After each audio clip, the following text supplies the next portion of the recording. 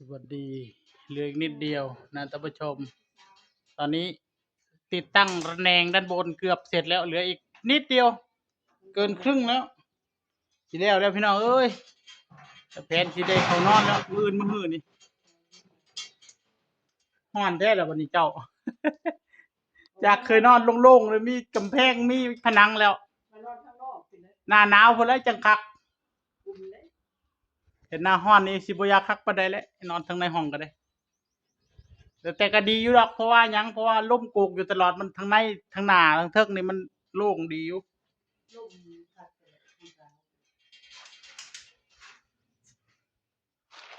เอาเหลืออีกนิดเดียว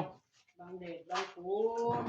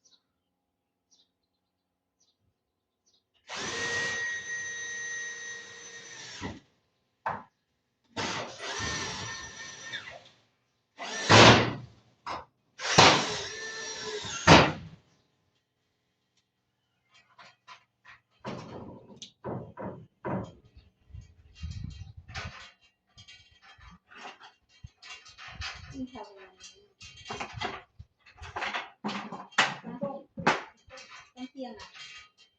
ต้มน้ำมันมีต้มกับต้มก็ยิ่งเดี๋ยวเที่ยงเขาก่อนเป็น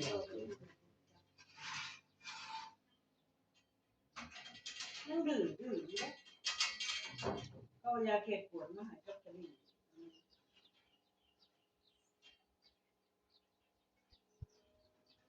อิตาลีตรง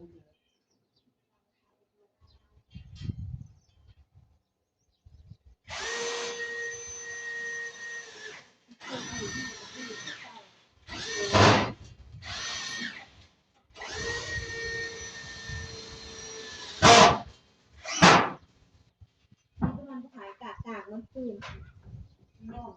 ทางไปโรงพยาบาลบอกว่าเพราะว่าแม่มันจะว่ามันเกิดมันเจ็บเนาะ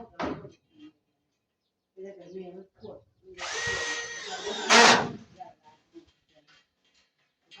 เป็นหนวดก็ขึ้นโอ้ยจะเจ็บมันก็ปวดมากเลยนะ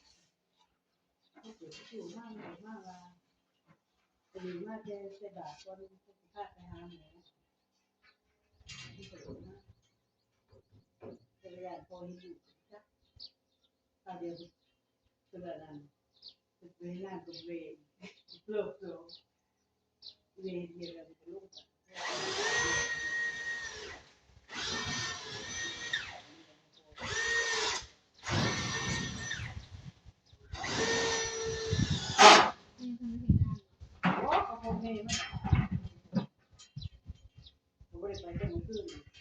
ถ้าแม่นแบบนี้บ่เป็นอย่างทุกคนจะพากันไปเที่ยวนครนุ่มจะพากันนุ่มอยู่กับมานครมาได้มากเป็นที่จ่ายสวรรค์ที่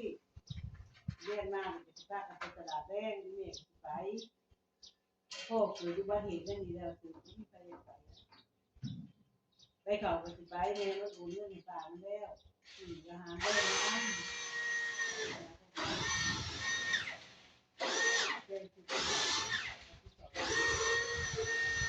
เขาจะได้ ก่อนจะไปน้ำมูกเองตาจะวัน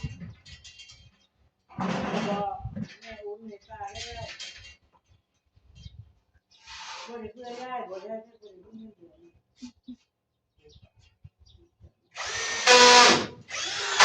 ข้าวอีหอมเลยจะชื่อหน้าไม่กันที่เมย์ค่ะมันชื่อเป็นที่หอมเอาไปทำผ่าให้เราเกี่ยวไว้ในหูแล้วมันก็ตีเฮ็ดตีนะแล่ออกไปทางนอกบ้านน้องก็แล่น้ำก้นตัวมันสี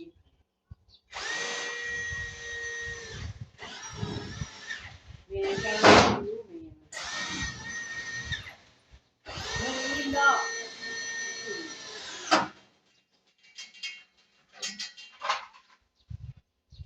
เหรอจะเห็นแบบนี้ไปที่มั่นก็รายการอยู่มันเป็นโอ้มันเป็นแบบนี้เรื่องของเมื่อเรื่องไปเป่าเค้กวะ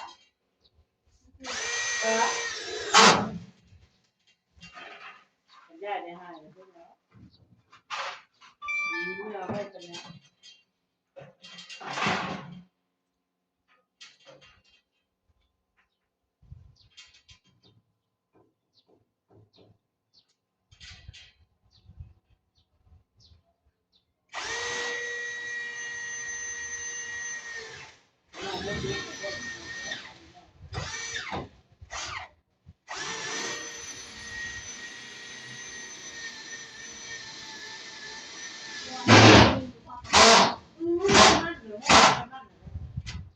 ไม่ได้นึ่งกันนึ่งให้งงมันเป็นรูปแท้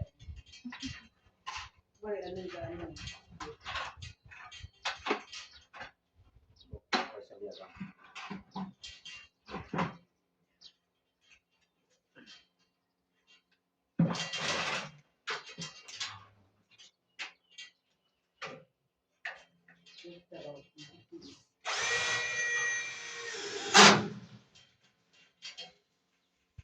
วันยาที่เจอแล้วจะเลยได้เลยได้จ้ะ4 โมงเลยนะแม่ เลยพอบุก 3:20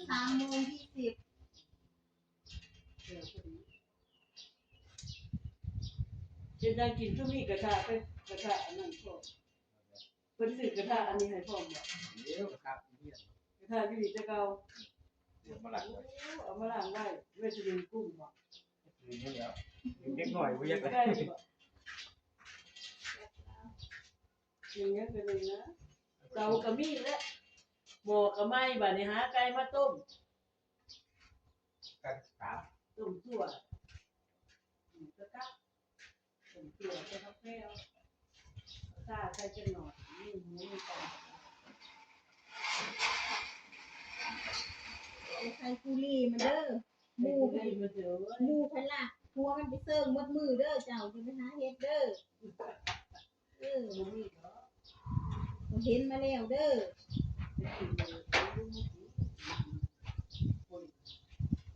ห่วงเอาไว้เฮาอยากซิมอันนึงก็บ่ให้ซิมซักใส่นะเลิกจากของทั้งหมด5-6 อันพี่แดไม่ต้องกินหนูจะกินเองพี่แดไม่ต้องกินนะพี่แดหนูจะกินคนเดียวหมูจับมาจากกุลี6กุลีเป็นหีขึ้นลากพวกเติ้งตั้งแต่เว้นตั้งแต่คืนหมูมันลากพาออกจากเต้นว่าจะมันเป็นตายดับอีหยังซอยสะแนงซอยหาอย่างนึงเรียกเติ้งหมดนี่ซึ่งกุลีจังซ่าว่ะเป็นเหลือง เมาไง มันไม่ได้กินแล้วเมียมันกินคนเดียวเนาะมันก็ไปสิไว้แบบนี้ ปานไม่อากาศ มันจะไทยแท้ เรื่องนี้ไหม เล็กไม่ได้มีหอนี่ละ เรื่องที่เรา ไม่อยากกินอันนี้เราหมด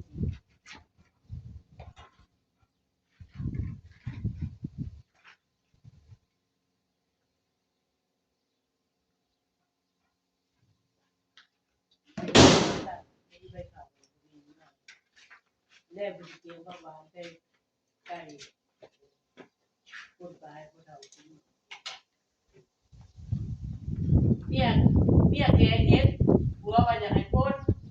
ว่าคือหลายเรื่องแท้เมียว่า พูดเดียว คนเฮ็ดเรื่อง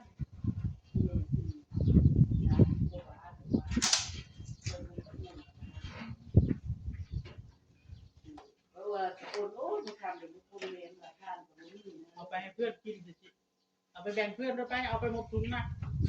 เอาไปหมดถุงนะลูก เดี๋ยวมึงกินน้ำหมดไว้เดี๋ยวมึงก็ได้หรอก เรียนมูลค่านะต้มกล้วยไม่ใช่เรียกมูลได้ต้มกล้วยได้ ตัดสเกามาก่อนกัน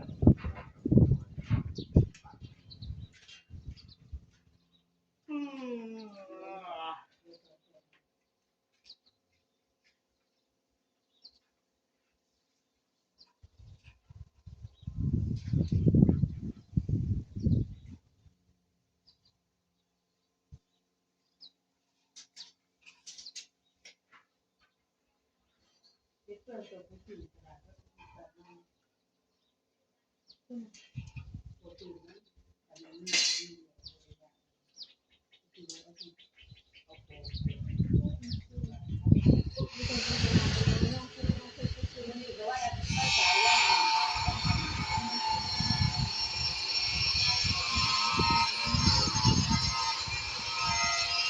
ไม่จะเอาทุกคนไปนี่นั่นคือจะไปแม่ก็บ่บอกน้องบ่มีมาไม่ไปกินเดือนทุกปี